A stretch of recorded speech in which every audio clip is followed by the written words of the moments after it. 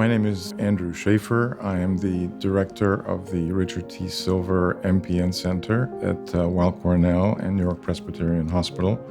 I'm also emeritus chairman of the Department of Medicine at Weill Cornell Medical College and emeritus physician-in-chief at the York-Presbyterian Hospital. I have a great family, a great wife, 3 children who are wonderful. There's a joke. If I'd known my grandchildren were going to be this much fun, I would have had them first. I was born and raised in Budapest, Hungary. My parents and I left Hungary in 1957 after the Hungarian Revolution. I think I've wanted to be a doctor since I can remember as a child, actually. I think I was hardwired to become a physician. So I, by chance, took an elective rotation in my 4th year at Penn, which was a hematology rotation. My attending physician was a renowned hematologist. He actually guided me to understanding that in clinical medicine, research is an integral part of the endeavor to answer certain questions that we don't know about the patients. And I thought this was such a powerful draw that I was going to be a hematologist. Up until essentially now, I've been doing either basic science research or clinical research on platelet function in patients with MPNs. The fact that I'm an active clinician is indispensable in order to be able to make contributions to MPN research. They go hand in hand.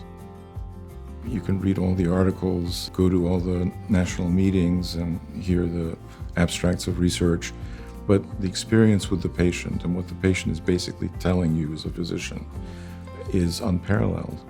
It really emphasizes the things that are needed to be done in research. I was asked to actually join the scientific committee of what was then a very young organization founded by Bob Rosen, a real visionary, a patient himself. My specific role in the MPN Research Foundation has been primarily to lead the research grant funding mechanism.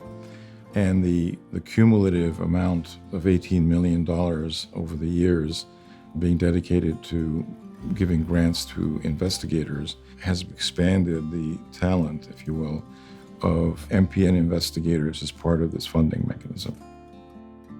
Very well established and notable investigators who were not doing that kind of research in the past. It's sometimes difficult to know whether we should be focusing more on basic research to find new sort of fundamental mechanisms of MPNs that could be targeted, or whether we should do research that's much more proximally clinically applicable. We've been able to sort of do both very successfully. As Bob Rosen used to say, we need to get a bang for the buck for the research funding that we provide. It's been almost 20 years that I've really been doing that for the MPNRF.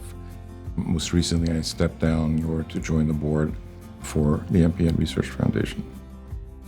I'm the only MD on the board and was ever been on the board, actually. So I hope I've steered the committee to be able to bridge the gap between basic science research and its clinical applicability. Many of my patients actually tell me about some things that they would like to see happen in the field, and they get, in many cases, translated into actual action. And it's the single most enjoyable thing, gratifying thing I do.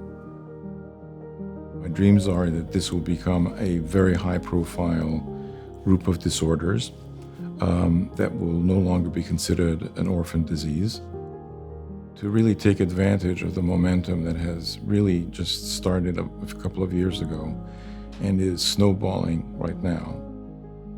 A brand new explosion of potentially new interventions in patients with MPNs.